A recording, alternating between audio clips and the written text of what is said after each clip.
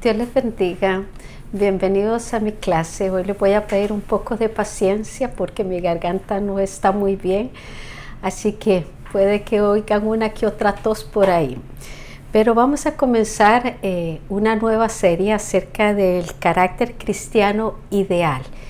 Y la primera que vamos a estar teniendo es el carácter cristiano y la misericordia.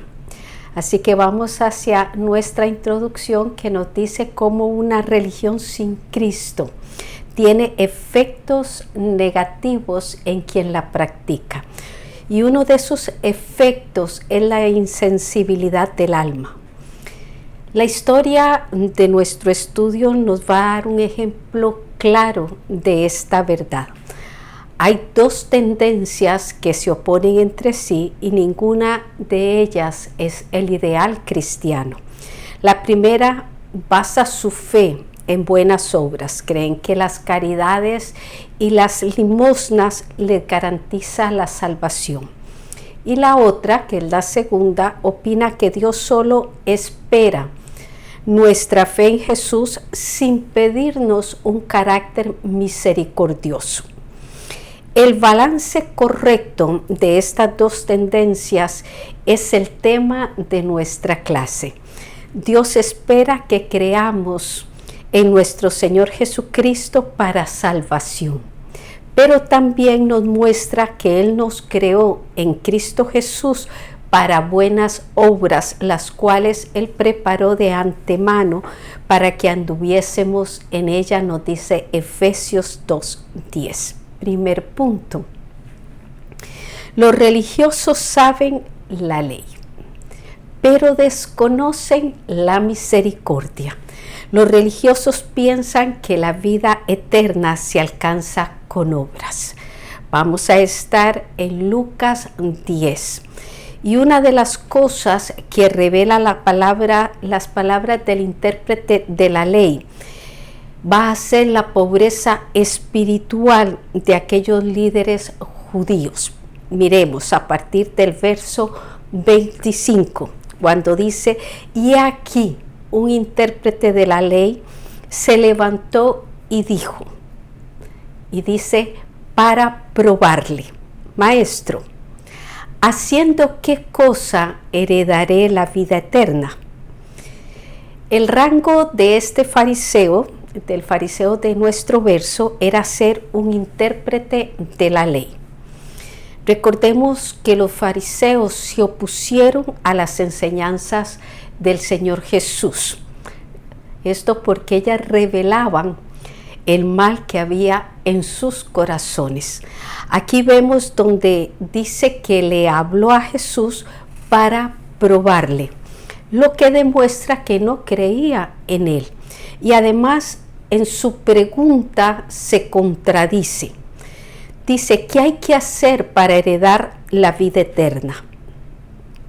Pero la palabra nos enseña que una herencia no es algo que se alcanza por hacer algo, sino por un derecho concedido por gracia. Según Efesios 1:11, esta herencia es algo que el Señor nos concedió desde antes de la fundación del mundo. Fue parte de su plan eterno que el Padre hizo en nuestro Señor Jesucristo. Verso 26. Él le dijo, Jesús le dice al intérprete, ¿qué está escrito en la ley? Ahora, ¿cómo lo lees? Jesús le responde con una pregunta. Así le enseña que conociendo la ley, no conocía al Dios de la ley y por eso su fracaso de obedecerle. Romanos 2, del 27 al 29. Repetimos las preguntas que él hizo. ¿Qué está escrito en la ley y cómo lees? En la ley se indicaba el verdadero camino a la salvación. Hoy sabemos que toda la ley apunta a Cristo como el único camino a vida eterna. De ahí que la pregunta entrara para la reflexión. En los 5 primeros libros de la ley están muchas de las profecías del Mesías y símbolos que alumbraban el camino hacia el Salvador. Él, como nosotros, refiriéndome al intérprete de la ley, solo debía de ir a la palabra, volverse a ella, porque ellas son las que dan testimonio de Cristo el Salvador, nos dice Juan 5:39, punto B. No solo debemos amar a Dios, sino al prójimo. Verso 27. Aquel respondiendo dijo: amarás al Señor tu Dios con todo tu corazón y con toda tu alma y con todas tus fuerzas y con toda tu mente, y a tu prójimo como a ti mismo. La respuesta del intérprete fue darle a Jesús el primero y más grande de los mandamientos y también el segundo mandamiento. Con ello le demostraba que conocía la letra de la ley, pero Jesús vio algo más. Esa palabra no la tenía él en su corazón. Por eso su vida no reflejaba lo que sus palabras decían. De hecho, esa fue una de las enseñanzas de la ley, la debilidad del hombre para agradar por sí mismo a Dios. Solo cuando Cristo viene a vivir por su Espíritu Santo en el creyente, Él hace en el cristiano lo que es agradable delante del Señor. Hebreos 13:21. Además, el amor hacia Dios no se origina primero en el hombre. Primera de Juan 4:19 nos dice: nosotros le amamos a Él porque Él nos amó primero. Verso 28. Y le dijo Jesús: bien has respondido, haz esto y vivirás. En este verso se presenta aparentemente una vía para salvarse guardando estos 2 mandamientos. Pero cuando Jesús le ordena cumplirlos, este religioso no sabía identificar quién era su prójimo. Verso 29. Pero él, queriendo justificarse a sí mismo, dijo a Jesús: ¿y quién es mi prójimo? Dando así la oportunidad para que nuestro maestro de maestros nos diera una de las lecciones más valiosas sobre el valor de un prójimo y el deber de amarlo. Hoy nosotros debemos tenerlo claro para hacerlo como Jesús nos enseña. Primera pregunta. Cuando Jesús le responde con una pregunta al intérprete de la ley, ¿qué fue lo que le enseñó? Segundo punto.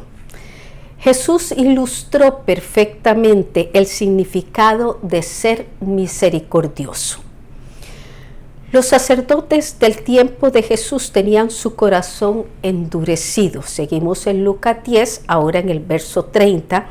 Respondiendo Jesús dijo: un hombre, empieza el relato, descendía de Jerusalén a Jericó y cayó en manos de ladrones, los cuales le despojaron e hiriéndole se fueron, dejándole medio muerto.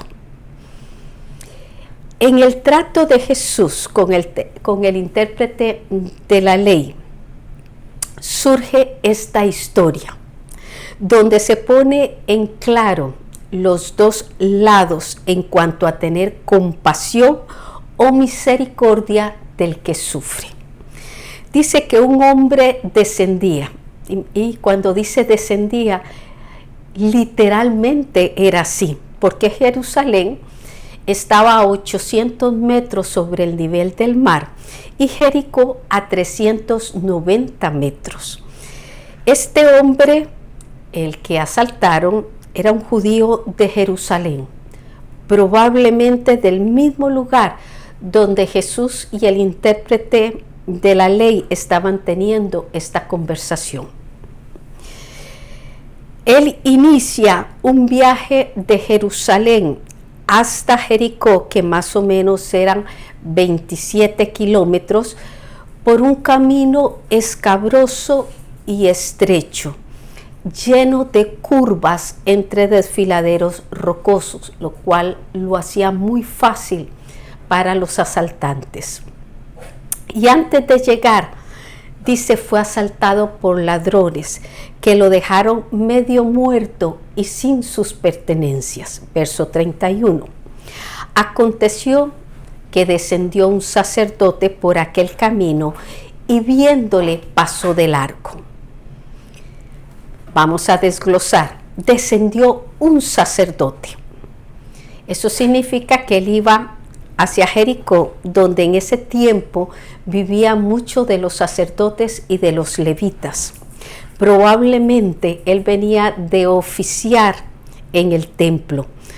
Un sacerdote, ¿verdad? Y eso de la misma nación de aquel herido, considerado por la ley un hombre santo, debió haber representado una tremenda esperanza para aquel herido. Sin embargo, dice que él viéndolo, cuando dice viéndolo, es que se dio cuenta de que alguien estaba ahí y estaba en una tremenda necesidad, herido. Y dice el relato que este pasó de largo, algo así como que se apresuró a alejarse. Su corazón endurecido fue quien manifestó aquella indiferencia. Y cuando esto pasa, se invalida el conocimiento que se tenga de la Biblia, lo cual nos enseña lo que Dios quiere que nosotros hagamos. En este caso, amar misericordia, nos dice Miqueas 6:8, punto B. La misericordia del samaritano contrastó con la indiferencia de un levita. Continuamos el relato en el verso 32. Ahora se refiere a un levita que llegando cerca de aquel lugar y viéndole pasó de largo. El levita venía a ser como el ayudante del sacerdote y por supuesto que también pertenecía a la tribu sacerdotal de Leví. En Mateo 10:24, Jesús dijo que el discípulo no es más que su maestro, ni el siervo más que su señor. El creyente no solo debe de ser educado en el conocimiento teórico de la palabra, sino también en mostrar el amor que se despierta en el corazón cuando Cristo nos salva y nos perdona y nos lleva a dar la misericordia que antes hemos recibido. Verso 33. Pero un samaritano que iba de camino vino cerca de él y viéndole fue movido a misericordia. Empecemos por recordar que judíos y samaritanos no se trataban entre sí, nos dice Juan 4:9. Y en Juan 8:48, cuando los judíos quisieron mostrar su rechazo a Jesús, le llamaron samaritano. Pero este varón samaritano, con su bondad, nos enseña su fe. Él pudo haberse quedado en el conflicto entre judíos y samaritanos, como posiblemente se quedaron el sacerdote y el levita en pensar que aquel estaba muerto y ellos no querían contaminarse por el contacto con el cadáver. Pero la palabra dice que él, cuando lo vio, fue movido a misericordia. Esta fue la diferencia, la misericordia, que es el trato compasivo que se le da, en este caso al hombre herido, más allá de su nacionalidad, de su interpretación de la escena, del peligro que representaba aquel momento. Y quien llega ahí es porque hay presencia activa de Dios en su corazón, que no deja que seamos indiferentes o insensibles a la necesidad. Segunda pregunta: ¿Qué nos enseña el varón judío con su bondad? Parte 3. El Señor nos enseñó a imitar la conducta del buen samaritano. Ser misericordioso entraña hacer algo en favor del desvalido. Verso 34. Y acercándose, vendó sus heridas, echándoles aceite y vino y poniéndole en su cabalgadura, lo llevó al mesón y cuidó de él. Este verso marca el contraste entre la indiferencia del sacerdote y el levita y la compasión del samaritano, quien con el vino desinfectó las heridas y luego le puso aceite, que esto le ayudaba a cicatrizar y a reparar los tejidos dañados. Así fue como él vendó sus heridas. No conforme con eso, lo toma, lo pone sobre su cabalgadura y lo lleva con él hasta el mesón donde lo cuidó. Así demostró Jesús que el samaritano tenía el amor que la ley demanda. Verso 35. Otro día, al partir, sacó 2 denarios y los dio al mesonero y le dijo: cuídamele, y todo lo que gastes de más yo te lo pagaré cuando regrese. Este varón samaritano debía continuar con los motivos de su viaje. Podemos decir que ya había hecho suficiente por aquel hombre. Sin embargo, vemos en este verso una manifestación de la gracia, la misericordia y el amor para capacitar a aquel hombre herido y sanarlo hasta que pudiera hacerlo por sí mismo. Cuando Jesús termina la historia, el intérprete de la ley ya tenía la respuesta a la pregunta de quién era su prójimo. Así que ser prójimo conlleva sensibilidad, amor y sacrificio. Por eso la Biblia nos dice que alguien que haya sido nuestro prójimo merece ser amado como uno que se ama a sí mismo. Por eso decimos que seguramente nuestro judío de la historia de Jesús tuvo que haber desarrollado un gran afecto por aquel gran samaritano que le salvó de morir. Punto B. Ser misericordiosos es propio de la conducta cristiana. Verso 36. ¿Quién pues de estos 3, pregunta Jesús, te parece que fue el prójimo del que cayó en manos de los ladrones? Con esta pregunta, Jesús le responde la interrogante al intérprete de la ley sobre quién era su prójimo. Y también le agregó, le implicó la enseñanza. ¿Cuál era esa enseñanza? De si él se comportaba como prójimo de las personas necesitadas que se encontrara en su camino. Y asimismo, nosotros como creyentes debemos estar claros, no solo con saber si otros lo hacen para mí, sino si yo tengo esa madurez de amar bien a mis semejantes. Verso 37. Él dijo, el intérprete de la ley le contesta a Jesús, el que usó de misericordia con él. Entonces Jesús le dijo, ve y haz tú lo mismo. Su respuesta demuestra que entendió bien la enseñanza. La respuesta de Jesús para él y para nosotros fue de ir y hacer nosotros lo mismo.